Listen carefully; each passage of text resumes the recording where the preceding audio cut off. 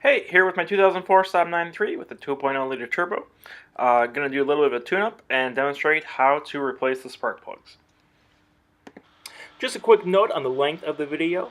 It did end up with my car being that I had stuck spark plugs, so a little bit extra work was required to get those out. So the video does cover that as well. However, if your spark plugs are not stuck, it should be a much easier job and a much quicker job. So if you just follow these instructions, you should be able to have your plugs in and out in just a matter of minutes, as long as nothing goes wrong and nothing is stuck in there. But if it is, this should be able to help you out as well. Okay, so your first step in replacing the spark plugs in this Saab engine, what you have to do first is take off this metal plate. So I've already got the bolts out, but there were 4 bolts in here, and they're actually star bolts with a size T30 head. I did try using just a regular star head screwdriver to take those out, but they were in there very tight. So I ended up having to use my impact driver to get them out of there. Just make sure you don't apply too much pressure with that, just to avoid stripping them out. So with those 4 bolts removed, you can then just take this plate right off, and then that will just reveal your 4 coil packs for each of your spark plugs. So there's 1 spark plug under each coil pack, and then there's 1 bolt holding each coil pack in. So I just need to go ahead and remove those bolts and remove the coil packs to get access to the spark plugs. So I'll do that with a size 10 metric socket.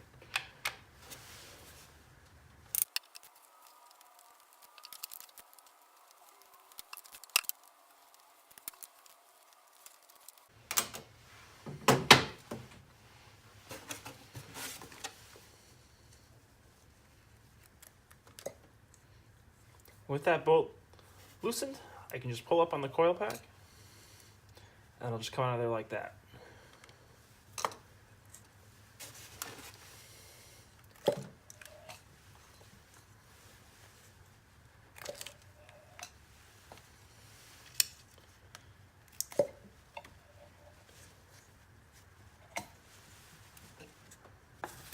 Okay, so now if you look directly into the holes the coil packs were setting in, you can see that they were resting right on top of the spark plugs, and now you have direct access to remove those spark plugs.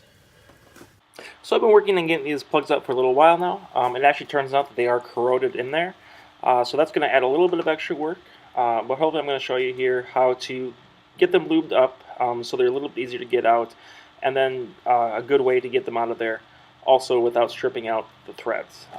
Because the threads on the spark plugs are steel, but inside the cylinder head, those threads are aluminum. So the harder steel will strip out the aluminum if not done carefully and patiently.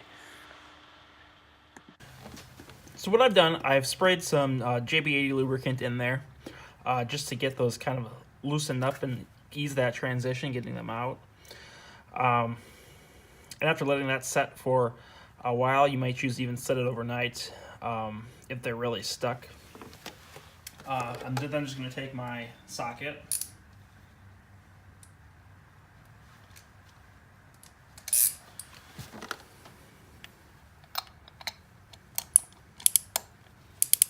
lower that down around the spark plug, and then very gently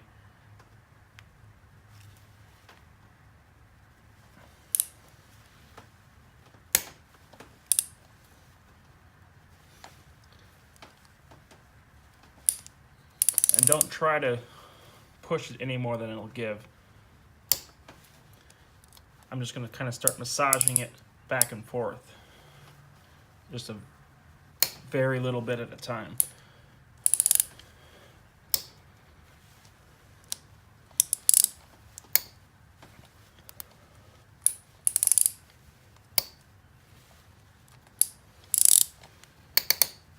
And that'll hopefully loosen it up without any cross-threading. So the goal here is to kind of break out that corrosion. Just break it loose and just move it back and forth in place for now. And that'll eventually just help you get it looser and looser and looser until eventually it's free and you can finally screw it all the way out. Now, if your plugs are stuck and they're turning no problem, obviously you can be a little bit more liberal in how you take them out.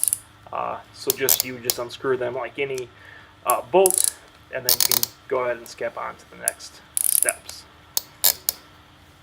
But here in my case, patience is definitely key to avoid any cross-threading. So I'm just going to go nice and slow and easy, and just gently get these out so I don't have any cross-threading down the road.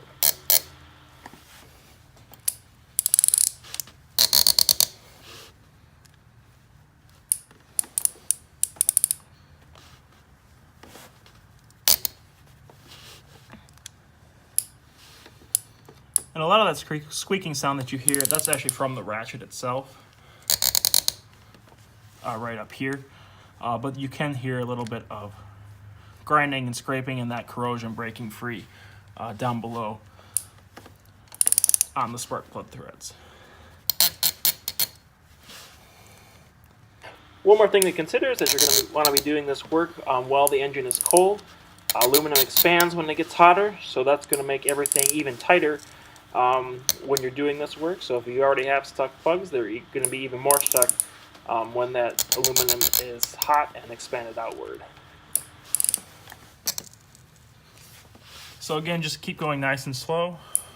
Make sure you're using an appropriately sized ratchet. You don't want to use something with too much leverage and then turn it past and wreck the threads.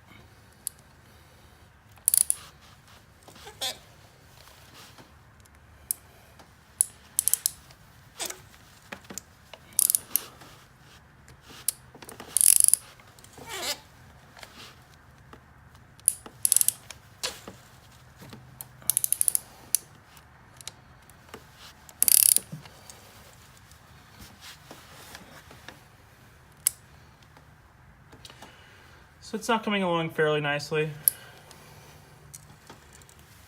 compared to when I started. I'm able to turn it a lot farther now than I was originally.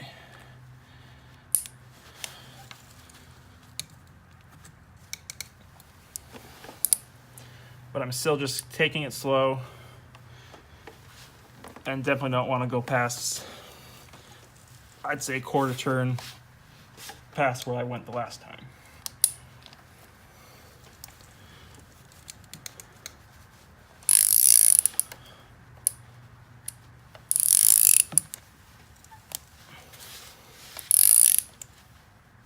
Really, patience is the key here.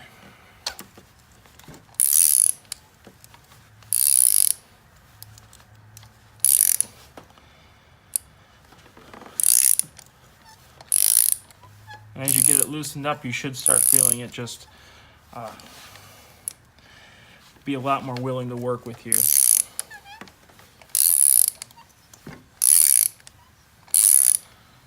And eventually, just like this, it'll start becoming free turning.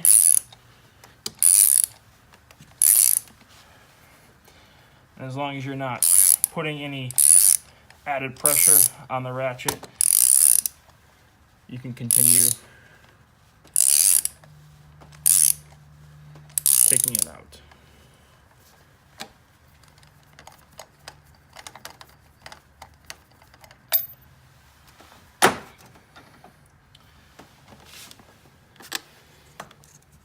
And then depending on how deep it is, if you can't just grab it, you can just stick this boot down in there. And that should just be able to grab onto it and pull it right out.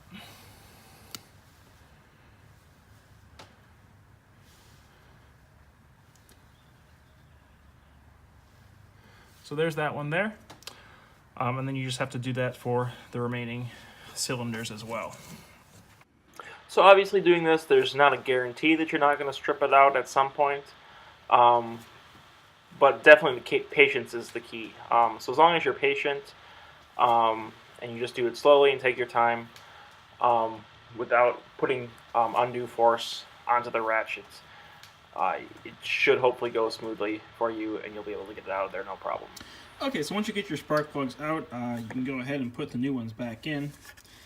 So I picked up 4 new Bosch double platinum spark plugs. That's what the OEM standard is double platinum for this car. The Bosch brand in particular is pre-gapped, so you don't have to worry about adjusting the gap on the new plugs. The box also recommends torquing these to 21 foot-pounds of torque once they're in there. Just again, be careful with that, just because of that aluminum on steel, just to make sure nothing gets stripped out. Don't be too forceful or anything with that when you put these in. And if you're interested, that top number, the alphanumeric number there with the plus at the end, that is the part number for this spark plug, if you're looking for the same ones. So I know there's a lot of debate and discussion of whether or not to use anti-seize on a new spark plug. Those for it kind of say that it helps prevent corrosion, helps prevent the spark plug from getting stuck, which ended up being my problem today, getting this old spark plugs out. But then again, those against it say that using anti-seize can actually lead to over-torquing when installing the spark plugs, which itself can lead to stripping out the threads during installation. Today I am going to use it. If you decide differently, then just skip this step. But for me, I'm just going to take a little bit of a dab of it and then apply it to the threads, and then just take my finger and then spread it around and just evenly coat the surface of the threads all the way around the spark plug. So when I'm installing it, I still do want to be conscious of the over-torquing problem and stripping out the threads. So what I'm going to do, I'm going to follow the suggestion of a link that's posted in the description of this video, just to reduce the torque by 30% when installing these plugs. So that'll kind of account for the lubrication that the anti-seize adds, and then that will prevent me from torquing too hard and stripping out the aluminum threads on the heads. So one last thing you're going to want to do before installing your spark plug, you're going to want to take some dielectric grease and just apply that to the upper portion that is underneath the boot from your coil pack. And then this will just mitigate any problems down the road of the boot getting stuck onto the spark plug when you're trying to replace these in the future. So just apply the dielectric grease nice and evenly with your finger all over the upper portion of the spark plug, and then you'll be ready to go and install it. Okay, so to put this in there, I've got my spark plug set into my spark plug socket. I've just got that on a ratchet extension, so I'm just lower that in there. And if there's any dirt or debris down in there, you're going to want to clean that up as best you can before you do this, just to make sure nothing gets inside of the engine. I'm just going to gently set that in that hole, and then I'll start to hand tighten as far as I can go.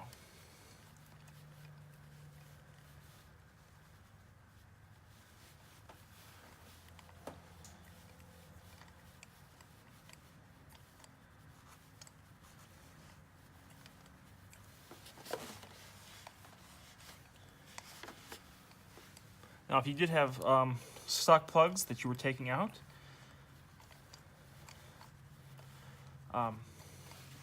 any resistance you're getting here may be a sign of any cross-threading. So you're hopefully not seeing any resistance or having a hard time turning the new plug. But as long as you're able to hand tighten it fairly reasonably without any great deal of resistance, you should be good to go as far as cross-threading is concerned.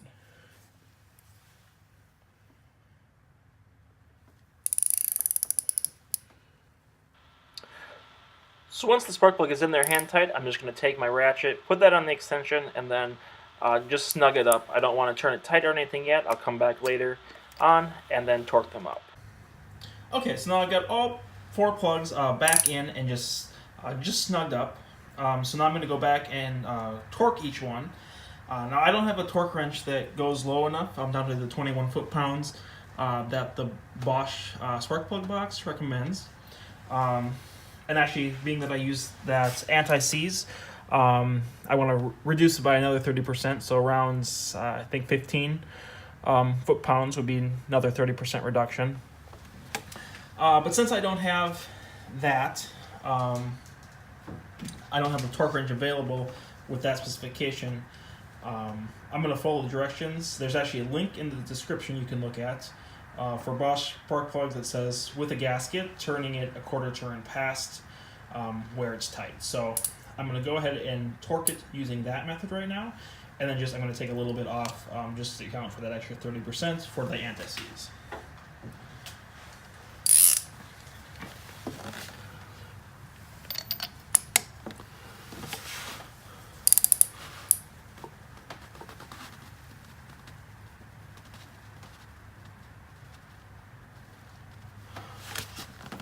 Take it and turn it about to there, and then just repeat.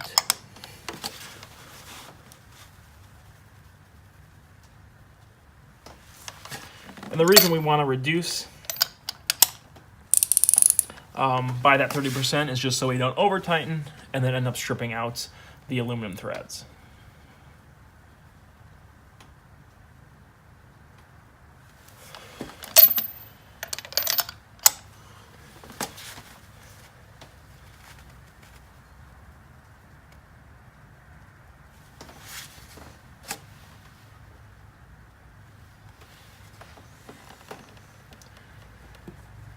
Alright, so once you either tighten them up with that method or you torque them to the exact specification, and then once you're comfortable with that, you can go ahead and we can start putting them back together.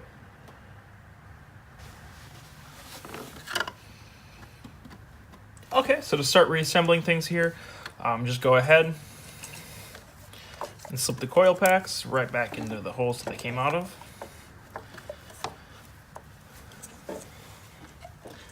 And then those boots should just go down around your spark plugs. There shouldn't really be any leeway for them to do anything else with the room that they have.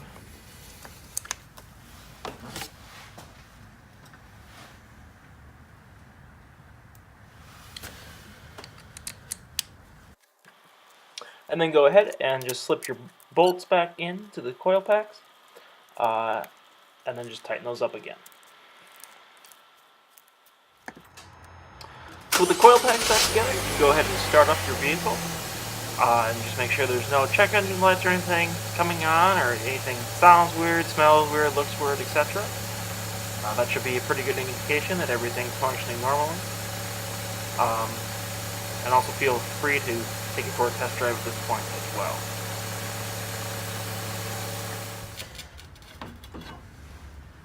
Okay, so now all you have to do, once you've tested everything looks like it's working fine, no check engine lights, anything like that. All you have to do is go ahead and put that cover back on.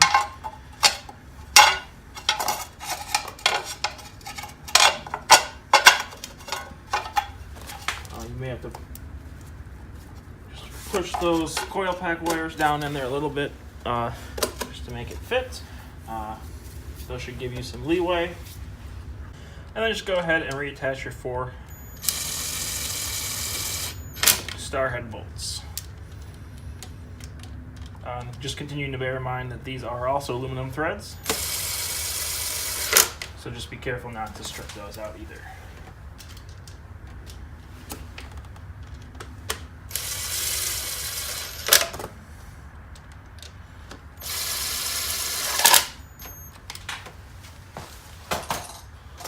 So I'll snug them up with that impact driver and then just tighten them.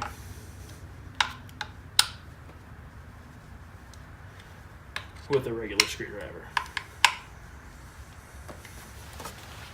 So there you have it. That's how you replace your spark plugs in the 2004 Saab 9.3 with the 2.0 liter turbo engine. Obviously, we had a couple issues along the way with some stuck plugs, but hopefully following this demonstration, if you have that problem, you'll be able to get those out as well. And if not, all the better. You should be able to switch these out pretty quickly. So thanks a lot for watching. Hope this helped you out.